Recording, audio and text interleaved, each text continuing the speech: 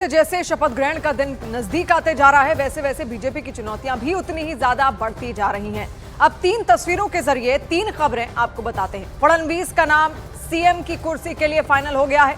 कल बीजेपी विधायक दल की बैठक होने वाली है और इस बैठक में फडणवीस के नाम का आधिकारिक ऐलान कर दिया जाएगा। और तीसरी खबर, आज महायुति के नेताओं ने आजाद मैदान में शपथ ग्रहण की तैयारियों का जायजा लिया, जहां 5 दिसंबर को महाराष्ट्र की नई सरकार का शपथ ग्रहण होगा। तो 3 तस्वीरें महाराष्ट्र की सियासत को दिखा रही हैं, किस तरीके से बड़ी हलचल देखने को मिल रही है।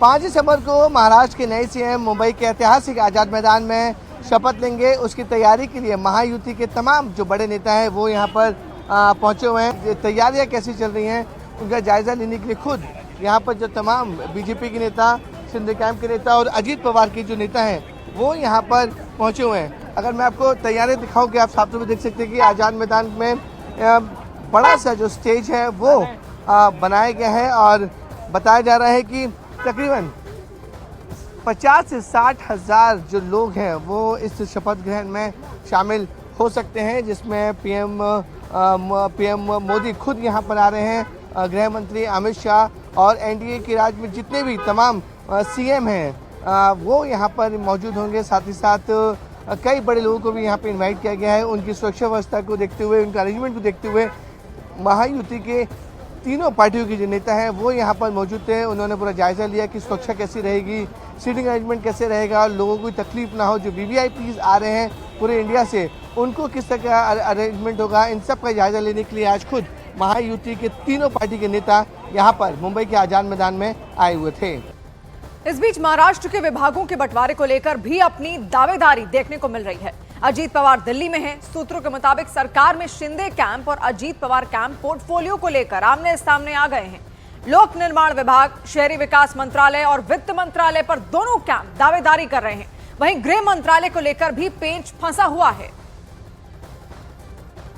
तो पेंच फंसता यहां पर लगातार नजर आ रहा है, क्योंकि 4 जो बड़े मंत्रालय हैं वो चाहे शिंदे गुट हो या फिर अजीत पवार गुट हो, दोनों ही अपनी अपनी दावेदारी इस पर पेश करते हुए नजर आ रहे हैं। इस बीच एक बड़ी खबर आप तक पहुंचा दें। अजीत पवार गुट के नेता छगन भुजबल का बड़ा बयान सामने आया है। महायुति में शिंदे कैंप की शिवसेना तीसरे नंबर की पार्टी है, हम दूसरे नंबर हैं, ये उनका कहना है। उसके हिसाब से हमें पोर्टफोलियो मिलना चाहिए।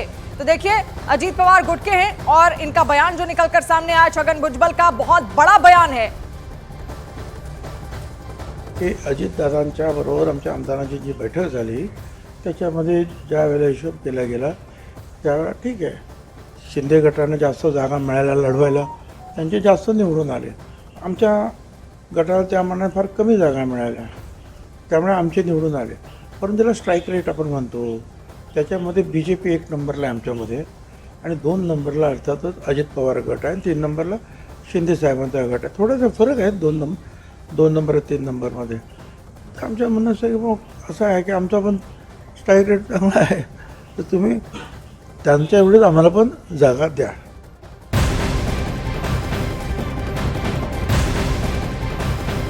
और महाराष्ट्र में नई सरकार को लेकर हलचल तेज हो गई है। सूत्र बता रहे हैं कि आज रात अमित शाह से मुलाकात कर सकते हैं अजीत पवार। तो बड़ी मुलाकात यहां पर होनी है और अजीत पवार की मुलाकात आज रात दिल्ली में होगी गृह मंत्री अमित शाह के साथ। और पोर्टफोलियो को लेकर जो लगातार पेंच फंसा हुआ है वो कहीं ना कहीं बनता हुआ नजर आएगा, क्योंकि 5 दिसंबर को देखिए शपथ ग्रहण होना है और मुख्यमंत्री पद की शपथ वहां पर ली जानी है और आधिकारिक ऐलान अभी होना बाकी है। देवेंद्र फडणवीस हालांकि उनका नाम जो है वो तय है, लेकिन पोर्टफोलियो पर जो पेंच फंसा हुआ है कि आखिर किसको कौन सा मंत्रालय दिया जाएगा महायुति में, उसको लेकर लगातार बातचीत हो रही है। बैठकों के कई दौर अब तक हो चुके हैं और एक और मुलाकात अब अजीत पवार की होगी गृह मंत्री अमित शाह के साथ। महाराष्ट्र में सरकार गठन में हो रही देरी को लेकर विपक्ष लगातार हमलावर है। संजय राउत ने कहा कि बहुमत के बाद भी महायुति में सीएम का फैसला नहीं हो पा रहा, जिस पर बीजेपी के गिरीश महाजन ने कहा कि महायुति में सब कुछ ठीक है और जल्द इसका फैसला हो जाएगा। एकनाथ शिंदे महाराष्ट्र के केयरटेकर मुख्यमंत्री है। अगर मुख्यमंत्री कैसा डिसअपियर या गायब हो सकता है, और दिल्ली में इतनी बड़ी यंत्रणा है, सीबीआई, पुलिस, रॉ, इंटेलिजेंस, देखिए सब एक खेल चल रहा है महाराष्ट्र में। 10 दिन हो चुके हैं, बहुमत है उनके पास, पूरा भारी बहुमत है, फिर भी ये लोग मुख्यमंत्री का नाम, भारतीय जनता पार्टी के पार्लियामेंट्री नेता का नाम अब तक घोषित नहीं कर पा रहे हैं। उनके पास इतना बहुमत है, उसके बावजूद अब तक राजभवन में जाकर सरकार स्थापने का, सरकार बनाने का दावा नहीं कर सकते। कोई नाराजी नहीं है। माननीय एकनाथ जी शिंदे साहब 4-5 दिन से बीमार थे, इसीलिए मैं तबियत की पूछताछ करने यहाँ पर उनके घर आया था। फिर 1 घंटा 1.25 घंटा हम लोग साथ में बैठे, बातचीत हमारी वहाँ पर हुई है। 5 तारीख की तैयारी के बारे में भी उन्होंने मुझसे कुछ बातें की, मैंने भी उनसे कुछ कहा होगा करा, क्योंकि बाहर ही नहीं आए थे। तो मुझे ऐसा लगता है कि 5 तारीख का कार्यक्रम हमारा ऐतिहासिक कार्यक्रम ऊपर होगा। देश भर से सभी नेता, माननीय प्रधानमंत्री जी, अमित भाई है, नड्डा जी है, सभी नेता यहाँ पर आएंगे और बड़े धूमधाम से ये कार्यक्रम मनाएंगे। और राहुल गांधी के संभल दौरे को लेकर प्रशासन अलर्ट हो गया है। संभल के डीएम ने गाजियाबाद गौतम बुद्ध नगर के पुलिस कमिश्नर को चिट्ठी भी लिखी है। राहुल को संभल आने से रोकने की अपील की गई है। इसके अलावा बुलंदशहर और अमरोहा के एसपी को भी चिट्ठी लिखी गई है।